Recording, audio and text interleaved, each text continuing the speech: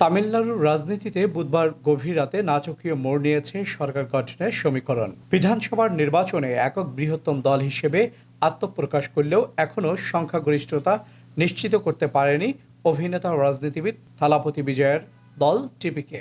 আর এই অনিশ্চয়তার মধ্যেই দীর্ঘদিন রাজনৈতিক প্রতিদ্বন্দ্বী ডিএমকে ও এআইএডিএমকের মধ্যে জোট গঠনের গুঞ্জন ছড়িয়ে পড়েছে।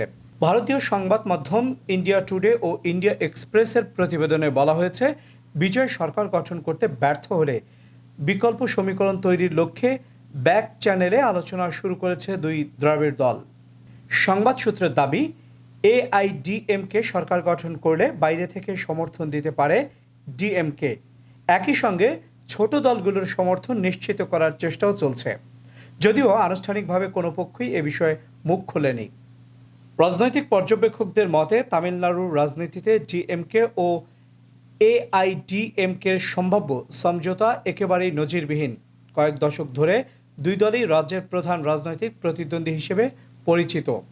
নির্বাচনে ডিএমকে পেয়েছে ৫৯টি আসন এবং এআইএমডিকে ৪৭টি। ফলে দুই দলের সম্মিলিত আসন সংখ্যা দাঁড়ায় ১০৬, যা সরকার গঠনের জন্য প্রয়োজনীয় ১১৮ আসনের চেয়ে কম।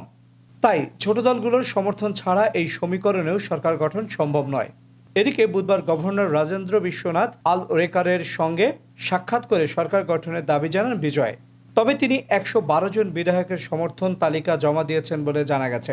গভর্নর তাকে ১১৮ জন বিধায়কের সমর্থনের প্রমাণ নিয়ে আবারও আসতে বলেছেন। কংগ্রেস ইতিমধ্যেই টিভিকে সমর্থনের ঘোষণা দিলেও সেটি এখনো পর্যন্ত আনুষ্ঠানিক সমর্থনের রূপ নেয়নি বলেও বিভিন্ন সূত্রে দাবি করা হচ্ছে।